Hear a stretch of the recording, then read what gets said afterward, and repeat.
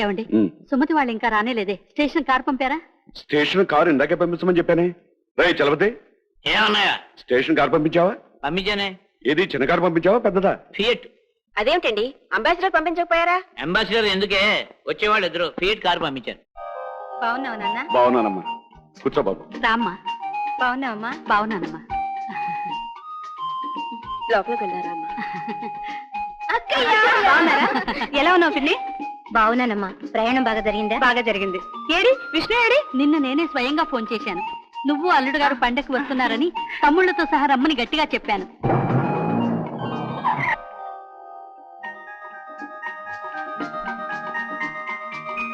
నమస్కారం బాబు గారు. ఎప్పుడొచ్చారు?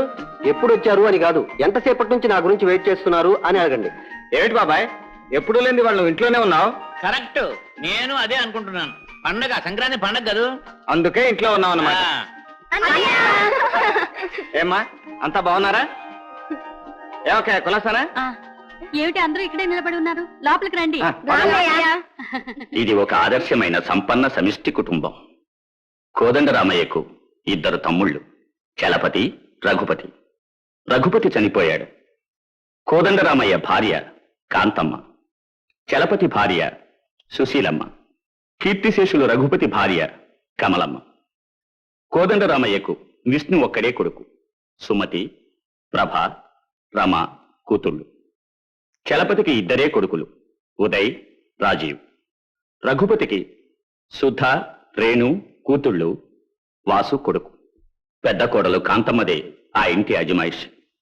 సుశీలమ్మ ఇంటికి కావలసిన సరుకులు తెప్పించడం, పిల్లల బడులు, ఫీజులు వగైరాలు చూసుకుంటూ ఉంటుంది.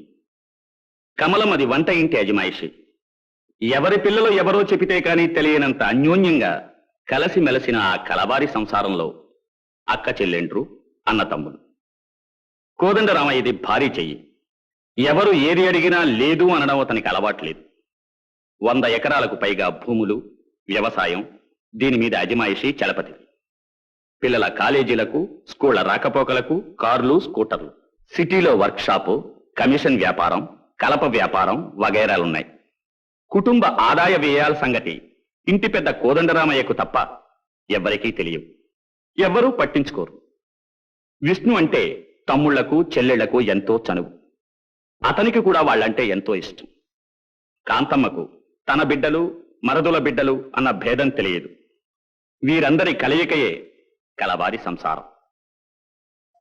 పెదనానా ఏమిటి బాబు? ఇతను నా క్లాస్మేట్ రంగా. నమస్కారం సార్. నమస్కారం. చాలా తెలివైన వాడు. క్లాసులో అన్ని మంచి మార్కులే. పాపం చాలా పేదవాళ్ళు. పరీక్ష ఫీజు కట్టడానికి కూడా వాళ్ళమ్మ పంపిన డబ్బు చాలేదట. అయ్యో పాపం. ఎంత కావాలి? 200 పెదనానా. ఇంతేనా? తీసుకెళ్ళి పరీక్ష ఫీజు కట్టండి. చాలా థ్యాంక్స్ పెదనానా. థ్యాంక్స్ సార్, మీ మేలు జన్మలో మర్చిపోలేదు. అక్కర్లేదు రాబాయా, వెళ్ళి బాగా చదువుకోండి. ఏమిటమ్మాయి హడావిడి? అక్క బావ ఉదయం వెళ్ళారుగా? నాకు మాత్రం తెలియదేమిటా, మరీ విడ్డూరం. మరైతే ఏమిటి ఇవన్నీ? ఇవి మీకిష్టమని ఆవు నెయ్యితో చేసిన మినప సున్నుండలు, జంతికలు, చేగోడీలు, చెక్కిలాలు. ఇదిగో ఈ జాడీలో ఆవకాయ, మాకాయ, నిమ్మకాయ. ఎంతో ప్రేమతో ఇవన్నీ రెడీ చేశారు. మాకు ఇవి దక్కుతాయనే మీ పిచ్చిగాని. అంటే ఏమి లేదు పెద్దమ్మా, ఇవన్నీ తీసుకుని హాస్టల్కి వెళ్ళామనుకో అంతే. హాస్టల్లో ఉన్న ఓనరమ్మ కోరుకుంటారా? చేతికి అనేది పట్టుకుపోతారు. ఆఖరికి ఖాళీ డబ్బాలు, జాడీలు కూడా మిగలవు. అంత దూరం నుండి చదువుకుంటూ మంచి తిండికే నోచుకోలేదన్నమాట. బాబు విష్ణు, ఏమిటి నాన్న? ఇదిగో ఈ 3000 మీ కాలేజీ ఫీజులకి, హాస్టల్కి, పుస్తకాలకి సరిపోతాయి? సరిపోతాయి. ఎందుకైనా మంచిది. ఏది ఇంకొక 1000 కూడా దగ్గర ఉంచు. జాగ్రత్త. Jeep ready? రెడీగా ఉందండి. వస్తాను నాన్న. వస్తాం బాబాయ్. అలాగే. జాగ్రత్త బాబు. రై, తర్వాత వాటన్నిటి కూడా నీళ్లు పెట్టు. పెద్దనా ఏంటి బాబు? మా స్కూల్ పిల్లలంతా నాగార్జున సార్ ఎక్స్కర్షన్కి వెళ్తున్నారు. అయితే నువ్వు కూడా వెళ్ళు. మరి 100 రూపాయలు కట్టాలట. ఇంతేనా? ఇదిగో 200 తీసుకెళ్ళి. థ్యాంక్ యూ పెద్దనా. అయ్యా మీకోసం ఎవరో వచ్చారండి. ఎందుకు? నాకేం తెలుసండి. అయ్యా తొందరగా రమ్మంటున్నారండి. వన్ కార్డ్ షో ముక్కక నేను వస్తుంటే మధ్యలో నీ నష్టేమిటా? షో ఎవడా? నడు నడు నడు. ఎవరా నువ్వా? క్లబ్ దగ్గరకు వచ్చిన డిస్టర్బ్ చేయడం నీకు ఎన్నిసార్లు చెప్పాను. ఎందుకు వచ్చావు? ఏం చేయమంటారండి, ఇవాళ కూలోళ్ళు రాలేదండి. ఊళ్ళో రావద్దు, నన్నేం చేయమంటావు? అదే ఏం చేయమంటారా అని అడగడానికి వచ్చానండి. ఓ పని చేయి, ఏం చేయాలో నువ్వే చెప్పు. ఊరికి వెళ్ళి కూలోళ్ళు పిలుచుకొస్తానండి. కరెక్ట్, నేను ఇదే అందాం అనుకుంటున్నా, నువ్వు అన్నావు. వెళ్ళు వెళ్ళు వెళ్ళు వెళ్ళు. అబ్బబ్బబ్బబ్బా, కాసేపు ప్రశాంతంగా ప్యాక్ ఆడుకునేవారు. గోపాలం ప్యాక్ అయ్యి. అలాగే పంచుతా గానీ ముందు మీ కౌంటర్ అనివ్వండి. అయ్యో ఇష్టం లేవయా, ప్యాక్ అయ్యి.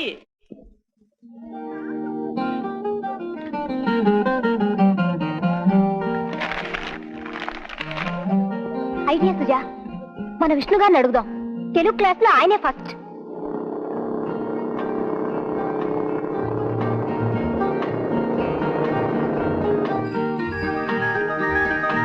Hello sir. ఏంటండి, ఒక చిన్న ప్రాబ్లం, మీరు హెల్ప్ చేయాలి. నో నాకు ఫస్ట్ అవర్ ఇంగ్లీష్ క్లాస్ నేను వెళ్ళాలి. ప్లీజ్ అండి, 500 రూపాయలు పోతాయండి. ఏంటండి మీ గోల? అయ్యో మీకు తెలియదండి, ఈ పేపర్ వాళ్ళు ఒక చిన్న ప్రకటన చేశారు. ఫస్ట్ ప్రైజ్ 500 రూపాయలండి. ఏమిటి పోటీ? ఇదిగో చూడండి. కొత్తగా ప్రేమించుకున్న ప్రేమికులు మొట్టమొదటిసారి ప్రేయసి ప్రేయుడికి ఎలా ప్రేమ లేఖ రాస్తుందో 10 వాక్యాల్లో రాసి పంపవలను. పోటీ యువతులకు మాత్రమే. నేను యువతిని కాదే. కాదనుకోండి, కానీ నేను రాసినట్టు మీరు రాస్తే. మీరు రాసినట్టు నేను ఎలా రాస్తానండి? ప్లీజ్ అండి, మీరే రాయాలండి. ఎలా రాయాలో నాకు తెలియడం లేదు. ఇందులో తెలిసేదే ఉందండి. మీరు ఎప్పుడు ఎవరిని ప్రేమించలా? ఆహా, లేదు.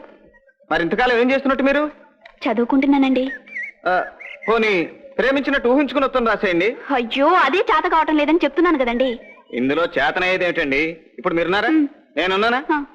మీరు నన్ను ప్రేమించినట్టు ఊహించుకుని వస్తుంది రాసేయండి. ఐడియా బాగుందండి. వస్తూ ఉంది, వచ్చేస్తూ ఉంది. ఏంటండి ఐడియా అండి, నేను చెప్తూ ఉంటాను, మీరు రాస్తూ ఉండండి. చెప్పండి. ప్రియతమా, నీ సుందర వదనం పూర్ణచంద్ర బింబం, నీ దరహాసం పూర్ణ చంద్రికా స్నానం, మలయ సమీరం పూల పరిమళం కలిసిపోయినట్టు మనము కలిసిపోదాం. నా హృదయమే నీకు పాటగా, నా ప్రాణమే నీవుగా, నేనే నీవుగా, నీవే నేనుగా, నేనుగా నీవుగా, నీవుగా నేనుగా, నేనుగా నీవుగా. చాలు చాలు. చాలా అండి, బాగుందండి. ఏంటి నేను రాసిందండి. బ్రహ్మాండంగా ఉంది. ఫస్ట్ ప్రైజ్ గ్యారంటీగా మీకు. థ్యాంక్స్ అండి. తీసుకోండి. బెల్ కొట్టారు, క్లాస్కి వెళ్ళాలి. అయ్యే నా పెన్. ఓకే, థ్యాంక్స్ అండి. అమ్మా సుజాత, వచ్చావా? నీకోసమే ఎదురు చూస్తున్నానమ్మా. ఏమిటమ్మా? అదేనమ్మా, వాళ్ళకి ఏదో ఒక మాట చెప్పాలిగా. ఆ సంబంధం నీకు నచ్చినట్టేనా? నాకు నచ్చలేదు. అదే, ఆ అబ్బాయికి ఏం వంకరా? లక్షణంగా ఎంఏ చదివాడు, లెక్చరర్ ఉద్యోగం చేస్తున్నాడు. మరి కట్నం ఎందుకు అడుగుతున్నాడు? అబ్బా, కట్నం లేకుండా పెళ్ళెట్లాగే? మీ నాన్న తహసీల్దారే. తహసీల్దార్ గారి కూతురికి గతి లేనట్టు కట్నం లేకుండా పెళ్లి చేశామంటే ఊళ్ళో నలుగురు నవ్వుతారే. అమ్మా, మా తాతలు నేతిలు తాగారు, మా మూతులు వాసన చూడమంట. అక్కయ్యలు ముగ్గురికి కట్నాలు ఇచ్చి పెళ్లిళ్ళు చేశావు, వాళ్ళేం సుఖపడుతున్నారు? పైగా నా పెళ్లి ఖర్చులకి కట్నానికి ఇల్లు అమ్మాలి. ఇక అన్నయ్యకి ఏం మిగులుతుంది? పాపం వాడికి 2 పిల్లలు కూడా. వాళ్ళ గతి ఏమిటి చెప్పు?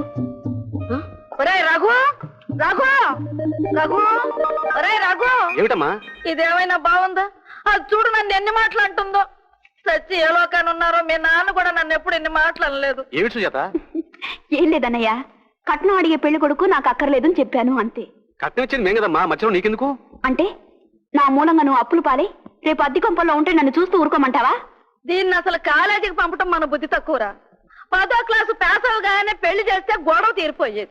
సర్లే, మరి అన్నయ్య మాత్రం ఎందుకు కట్నం తీసుకోలేదు? వాడు అత్తగారు గతిలేనాళ్ళు. పెళ్లి ఖర్చులు పెట్టడానికి గుడ్లు మీదకొచ్చాయి, ఇంకా కట్నం ఏమిస్తారు? అంటే మనం మాత్రం లక్షాధికారులమా? మీ నాన్నగారు తహసీల్దారే. ఏమిట్రా ఇది?